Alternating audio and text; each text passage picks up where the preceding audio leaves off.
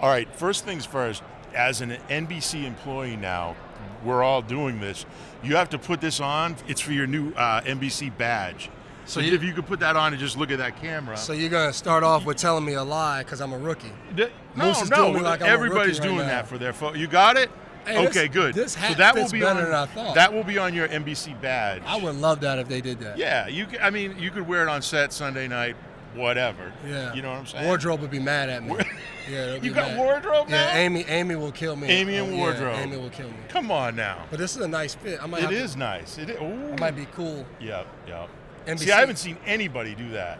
That's why you don't usually thing. have your T-shirts on. I do have a nice T-shirt on, too. Do you? Yeah, I hope this email finds you well. Okay. When are you going to start your own T-shirt So line? much work, man. Is it? It's too much? And what if it flops? Then I just can't invested you all my Jay? money. It would be his fault. Yeah. Even though more people know him now because of his morning show. So Right. I actually should do it, start it myself, and make him wear T-shirts on air every day. That would work. Yeah. That would work. Because he can wear whatever he wants, yeah. right? Yep. Not all of us get that liberty. I got to wear a suit. Here's one thing, right? So NBC, Sunday Night Football, Saban just signed on to do College Game Day. What about Bill? Come on.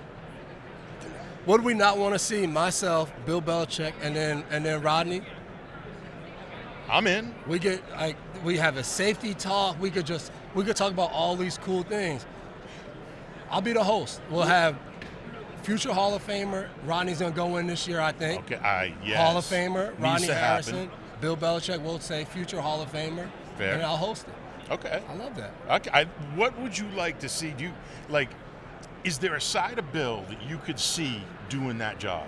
Well, I one of the things I would look forward to is him being critical of teams. He'll show some personality. I think people see that. Right. But I think people getting a behind-the-scenes look at how he views the game. Yeah. And maybe not as rough as he was with us in the meeting room. Okay. But just a little glimpse of what it would be like after a coach did something or a guy ran a play or a guy fumbled. Put us in the mind, Bill. What are you thinking watching this play? I think would be unique. Could you, when Bill was there, right, could you walk up and joke around with him like you were one of those guys that could? Yeah. I mean, not as much as I think Jules was better than anybody at it. Because like Bill would say something, Jules would raise his hand and ask like something or grunt. Like those guys, it was more but we would get on them pretty hard about certain things. Like especially my last year he was doing more things with the offense. Whenever he would give a call, I'm like, yeah, Bill, we know you're not with us anymore. You're not on our side. And he would just like twirl his whistle, give you a little smirk, and like under his breath he was cursing you out. Right. No doubt. Why does Bill not have a job? I don't know, man. I think we live in a world, I think especially the NFL is the ultimate copycat league. And I think these things start where it's like, we want a young coach. We want an offensive-minded coach. We want these different things, and then that becomes what everybody locks in and focuses on.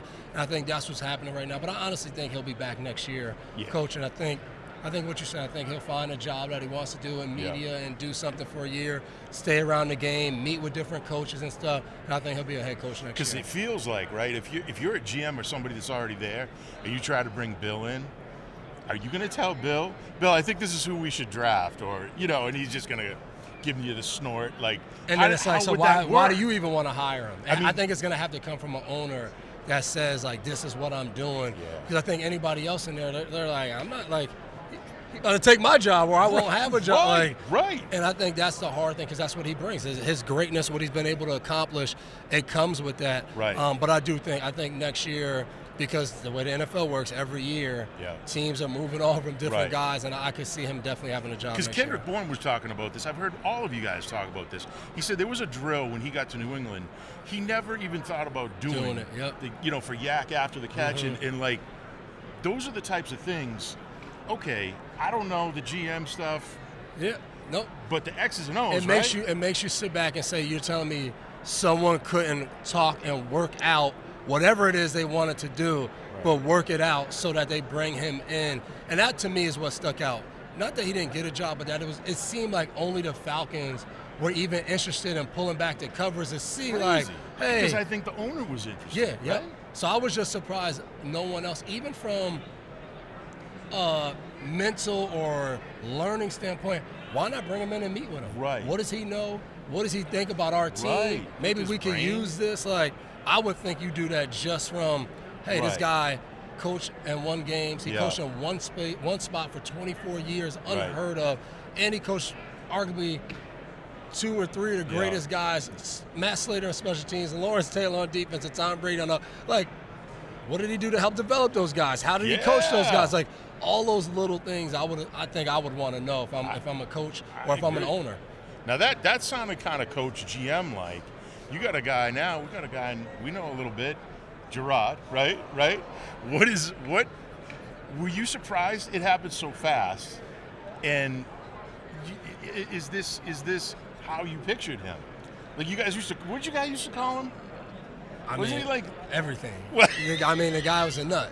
But when he got in, you saw it. Like, you saw, all right, this is head coach in the making. Like, he is going to be on that trajectory. So I was just so happy for him. And what I love most and why I wanted to go up to the press conference and support him, because I wanted to see him be himself. Cool. And that's what he did. Yeah. He was himself up there laughing, joking. Yeah. And I think even everybody sitting there, you might not know him personally, but you felt like, man, like, I feel seen. Like, this guy, he feels welcoming. Yes. And I think that's the aura he's always had about him. He could be in one side of the locker room with the offensive lineman. He could be down there getting on Brady. Then he could come down with the defense. Like, he bounced around the locker room. Yeah. And I think he'll have that same energy as a head coach. And that's important now, right? With these younger players. To be able to relate Isn't to that a key piece? Yep. Like, I was talking to Joe Cardona, and I said, how do you picture him as a coach? He goes, it could be harder. Because he played, he knows, right? Yep. So if you're practicing, you're trying to do things, he'll let you know, right? Yep. Like, take me into meetings with him, because I've heard he's not, like the guy you just described. He can flip it to the coach side when he needs to. Yeah, and I always tell people, because I did an interview and they were like, well, he doesn't have experience elsewhere. He's only been under Bill. So if you let go of Bill, why would you only want someone that's only been there? And I told people, I said, he went and did business. So when he stands in front of a meeting, sometimes you get like this CEO vibe. Not that he's talking to a bunch of athletes, and it's like he's talking to a room full of corporate America people coming in. He's always tell us, like, hey, your defense, this is your defense. It's a bunch of different canvases. Paint whatever you want on that canvas, but make sure you stay on your canvas. And then we'll put them all together, and we'll have this beautiful picture. And I remember he said that. I was like, man, you guys said this. I said, what are you doing? I said, I remember I cut off the meeting. I was always that guy with him because I felt bad. I'm like, he's my coach, but like, he's my, like, we played together. And I interrupted. I said, hey, man, nobody understands that. You know where you are right now. And we laughed. But, like, to me, he has that vibe. And I think in other spots, GMs or different high-level positions, teams love that. They're like, he has this background in analytics, or he did this. And, like, cool. Why can't your head coach have these vibes of a CEO is a leader of people? And I think that's what Jerod does better than anything he does. I think his best quality is he's a leader of people. Where do you see them going? Number 3 pick, right? Like, is this debate back and forth of, okay, there's some holes to fill. Do you go quarterback? Where would you personally, if you got your GM hat on, where would you go? If you like one of those top 3 guys at quarterback, there's no doubt in my mind you get a quarterback. You gotta do it. Because we look up this year in the Super Bowl right now, Patrick Mahomes and Brock Purdy. 2 guys up for the MVP candidate this year. Like, they've played at that high level. Because if you look every year, like, you need a quarterback that's playing great football. Like, we just don't see teams win and have, like, a mediocre quarterback and a great defense. Like, those days have kind of passed. Like, you need a guy who's a guy, and he needs to be one of those guys that when he's in the game, he's a difference maker.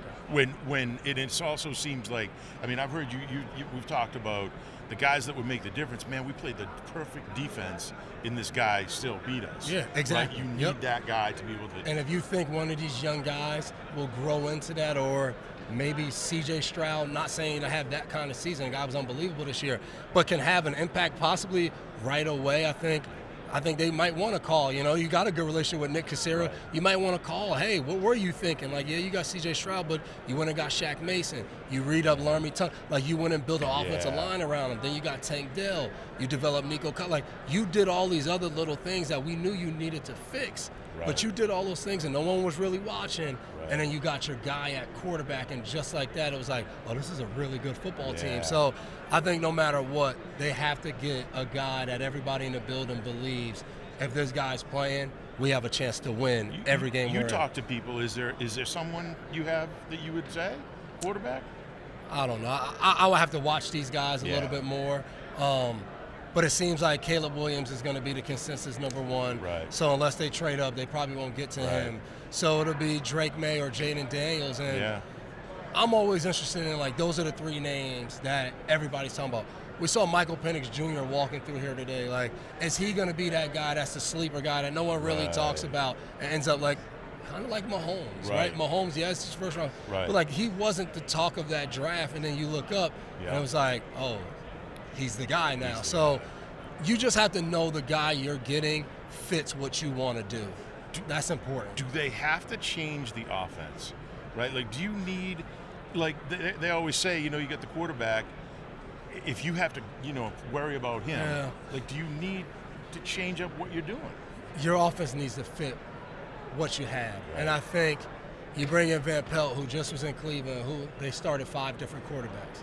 So one thing he understands is fixing my game plan to different quarterbacks. And it's not like he had all these different guys. It's like, all right, we have all running quarterbacks, so we're good. No, he went from a running quarterback, then DTR is another running quarterback, but then you get Joe Flacco in there, and it's like, he's not going anywhere. All right, Flacco's not really going to be able to run. I mean, he shows some old man speed every once in a while. But, like, being able to now fix and tweak your game plan to even a guy like Deshaun Watson, who's a veteran quarterback, now you play a rookie.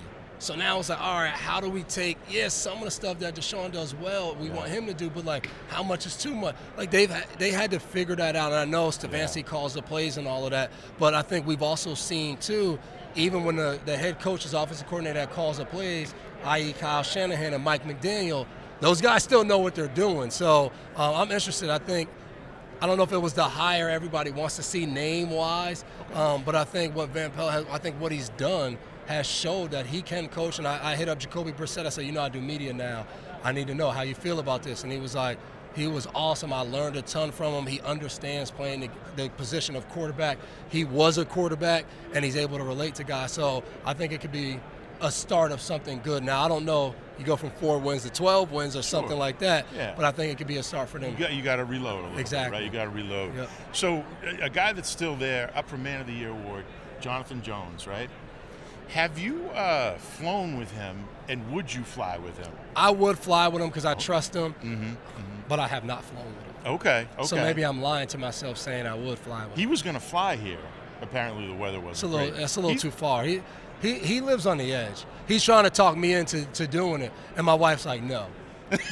She's like, you don't need to be a pilot. Let Jay Jones handle that. Right. I'm looking forward to seeing him out here too. Yeah. Isn't that great? I mean, he's tried to pick up. He talked about you. He said, we did feel that loss, right, because of the voice you had and then the way you carried it out on the field. And that's not really his thing. I know. He's not in the middle of I keep telling him, I'm like, you need to talk more. But it's not him. And he's himself. And that's what I've always loved about Jay Jones. He's always going to be himself. But I think people see what he's doing off the field, and it has an impact because now they want to do more. Right. Because he's not just doing, like, what I was doing or what somebody. He's doing new things like STEM programs and different things. Play like a girl because of his daughter, Skylar. Yes. So awesome. All of these cool things, he's kind of following that path, but he's going down a little different street. He's taking a side road that is awesome to see. And one thing, Celtics, the other night you got honored. Heroes among us. Well-deserved. Appreciate it. I really think the impact that you guys make in the community is above and beyond. Appreciate right? it. Like you have never let that go. That has always been something that's important to you. Tell us what that was like standing on that court. I mean, it's cool, right? It was cool, man. I think especially because for years I've gone to games and I've watched that, and it's always like some local person that has done something. I'm like, man, like that's awesome. Like hearing the story, I stand up and I clap. Yeah. So just to be there and see, them reading the stuff, and I think then people realize like, oh damn, that's McCourty. Like, what is he doing? So it was just cool seeing everybody to appreciate the work I was able to do. And for me, the biggest thing is the spotlight. It gets to shine on the work and the different people I get to work with. So a lot of different people do all the hard work. I just try to bring more resources, bring the notoriety. So being able to be back in there, and I think that was the coolest thing too. Being back there, seeing people, laughing, joking, catching up with people I haven't seen really this whole year was awesome. And last thing, what's the message from the work that you're doing? What would you like people to know? Where can they help, or what is it? I would say the overall, if I had to give a general thing, is you can help.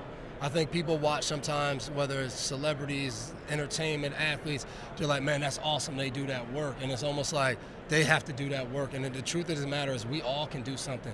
Like, I don't know what it is locally. One of the biggest things we can do is in our homes, raising our kids the right way. Like, all of those little things that you do changes people's perceptions, changes people's ideas. So I've been able to work with so many different things, social justice, sickle cell, but those are the things that I'm passionate about. And I would tell people, don't do something because you think it's cool. Whatever you're passionate about, whatever moves you, whatever experiences you go through in life and you're like, man, like that was really hard. I've learned, tell your story because it can help somebody. And we've gone through different things that, you know, people look at me like, I can't believe you're able to talk about that. I'm like, I'm able to talk about because somebody talked about what they went through to me that helped me get through it. So I just try to do the same thing. So it's been awesome to do that. Pass it forward. That's what you do. Exactly. I appreciate it. Well, definitely, listen, just because Jay says that he's the better looking tell twin him. and the more talented, I mean, I'm looking at this right here, man. And I'm just saying. He couldn't rock this hat like me. Couldn't rock it. He can't even wear this NBC hat. No. He's not worthy. Don't try.